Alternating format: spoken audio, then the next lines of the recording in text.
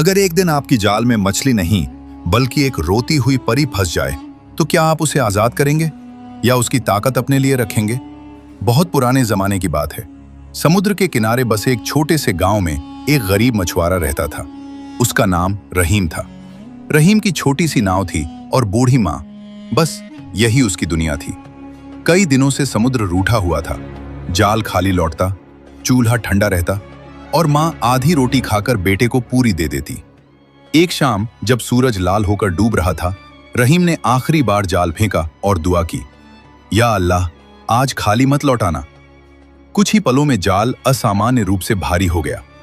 रहीम की धड़कन तेज हो गई। उसने पूरी ताकत से जाल खींचा। जाल में मछलियां नहीं थीं, एक पुरानी चमकती हुई शीशे की बोतल थी।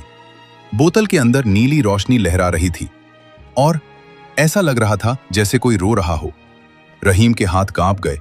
उसने ढक्कन खोला। जैसे ही ढक्कन खुला, नीला धुआं आसमान तक उठा और उसके सामने एक खूबसूरत परी प्रकट हुई। उसकी आंखों में आंसू थे, पंख चमक रहे थे, मगर चेहरे पर गहरा दर्द था। परी ने धीमी आवाज में कहा, ऐ इंसान, तुमने मुझे 100 साल की कैद से आजाद किया है। रहीम डर गया मगर बोला, मैंने तो बस जाल फेंका था।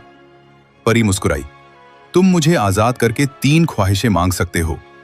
रहीम के सामने मौका था, दौलत, सोना, महल, लेकिन उसे मां का चेहरा याद आया और गांव के भूखे बच्चे।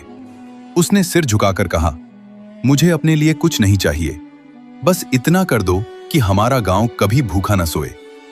परी की आंखें हैरानी से फैल गईं। तुम अपने लिए कुछ नहीं मांगोगे? रहीम बोला, अगर सबका पेट भरेगा तो मेरा भी भर जाएगा।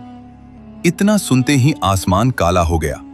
तेज तूफान उठा, समुद्र गरजने लगा। रहीम घबरा गया, क्या मैंने गलती कर दी? परी ने मुस्कुराकर हाथ उठाया। तूफान अचानक थम गया।